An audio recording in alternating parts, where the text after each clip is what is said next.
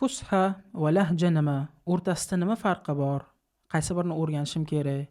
Arablar bilan gaplashish uchun menga qaysi biri kerak degan savollar sizni qiynayotgan bo'lsa, videoni oxirigacha ko'ring, savollaringizga javob olasiz. Assalomu alaykum va rahmatulloh. Men ismim Muhiddin Shoshiy, C2 darajali arab tili eksperti va sinxron tarjimonman. Kanalga hozir obuna bo'lib qo'ying. Bo'lmasam, mana shunaqa arab tiliga oid bo'lgan foydali videolarni o'tkazib olasiz. Yalla, unda boshladik. Birinchisi bu fusha. Fusha tarjimada adabiy arab tilini anglatadi va 22 ta arab davlati bu tilni rasmiy til sifatida qabul qilgan. Ya'ni bu tilni bilgan inson bemalol borib shu 22 ta davlatdan birida o'qishi, ishlashi va yashashi mumkin. 14 asrdan ortiq bo'lgan ilmiy, diniy, tarixiy manbalar aynan shu tilda yozilgan. Ya'ni siz agarda shu tilni o'rganadigan bo'lsangiz, 14 asr oldin yozilgan ilmiy, tarixiy, diniy manbalarni o'qib tushuna olasiz. Va bundan tashqari arablarning o'zi ham bu tilni yoshligidan beri maktablarda va universitetlarda ona tili sifatida o'rganadi. Undan tashqari televizordagi bo'ladigan seriallar, multfilmlar hammasi arab adabiy tilida, ya'ni fushada bo'ladi. Va bundan tashqari butun media, jurnalistika hammasi fushada gapirishadi. Va butun dunyodagi aksar universitetlar yoki arab tilini o'qitadigan ta'lim muassasalari MCA ga o'qitadi, ya'ni Modern Standard Arabic, arab adabiy tilini yoki zamonaviy adabiy arab tilini o'qitishadi. Ya'ni agarda siz bu tilni o'rganadigan bo'lsangiz, butun 14 asrdan oshiq muddatda bo'lgan tarixiy, ilmiy manbalarni bemalol o'qib tushuna olasiz va shuningdek zamonaviy manbalarni ham bemalol o'qib tushuna olasiz. Va undan tashqari har qanday arab bilan siz bu til orqali muloqot qilishingiz mumkin. Oxirgi paytda internetda ko'p ko'ryapman. Ko'pchilik aytayaptiki, fushani o'rgansangiz siz arablar bilan gaplasha olmaysiz deyapti. Va bu xato. Nega? Chunki arab adabiy tili, ya'ni fusha bu ularning ona tilisi. Agar u maktabda o'qigan bo'lsa, qanaqadir bilimlar olgan bo'lsa yoki yoshligida multfilmlar ko'rgan bo'lsa, u fushani tushunadi. Ya'ni 95% arab fushani tushunadi va siz bilan muloqot qila oladi. Endi umuman hech narsa o'rganmagan omi arab bo'ladigan bo'lsa, unda siz bilan gaplasha olmaydi. Xo'p, bu fusha edi.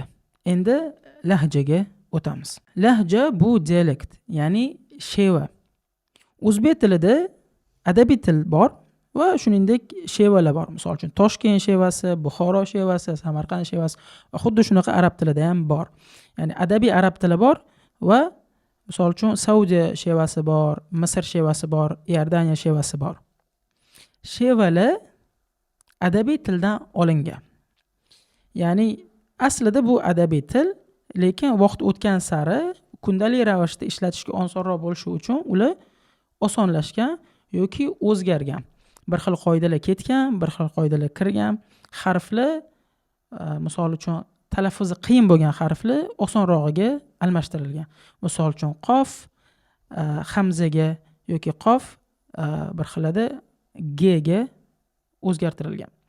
Va shuningdek misol uchun Misrda jimma g deyshadi, jayyidda gayyid deyshadi. Shevalar asosan 3 ta guruhga bo'linadi.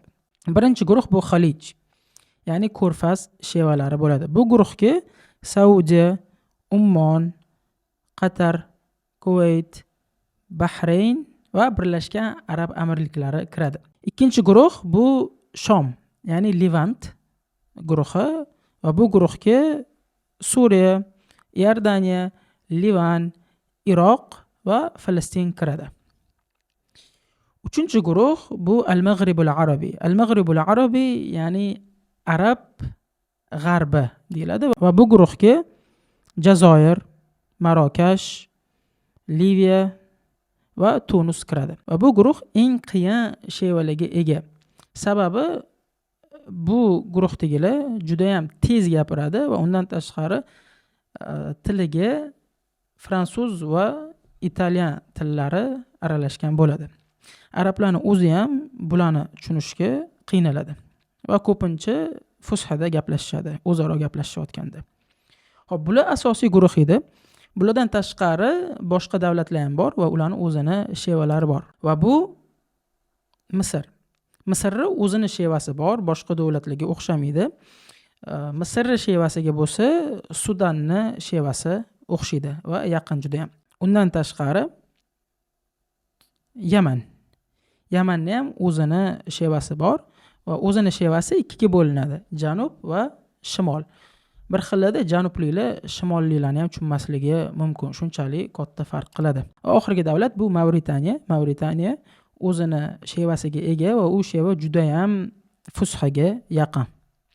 Umuman olganda shaxsan men birinchi va ikkinchi guruhni yaxshi ko'raman. Ya'ni bu Xalij va Shom. Sababi nima? Sababi ular juda ham chiroyli, mayin va fushaga yaqin. Xo'p, bu lahjalar haqida edi. Endi savol, qaysi birini o'rganishim kerak? Bu savolga javob albatta fusha. Nega? Sababi siz bu tilni o'rganadigan bo'lsangiz, siz hamma narsaga erishasiz.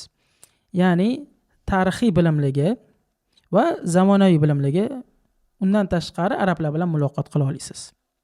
Fushani o'rgansangiz. Va misol uchun keyinchalik agarda siz shevani o'rganmoqchi bo'lsangiz, fushadan shevaga o'tish, ya'ni lahjaga o'tish osonroq.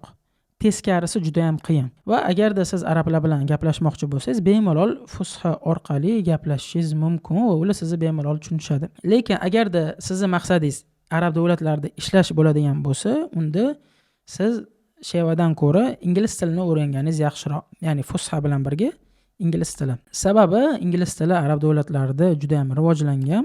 Shevadan ko'ra ingliz tilining foydasi siz uchun kattaroq bo'ladi. Qisqa qilib aytganda, hamma ehtiyojlaringizni fusha yopadi.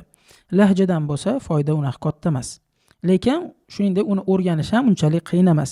Qanchadir vaqt davomida uni eshitsangiz va unda muloqot qilishga harakat qilsangiz, uni ham o'rganib olishingiz mumkin. Agarda arab tili haqida yanada ko'proq ma'lumotga ega bo'lmoqchi bo'lsangiz va uni tizimli ravishda o'rganmoqchi bo'lsangiz, pastda qoldirgan Telegram kanalimga ulanib oling. Video foydali bo'lgan bo'lsa, like va obuna bo'lishni esdan chiqarmang. Assalomu alaykum.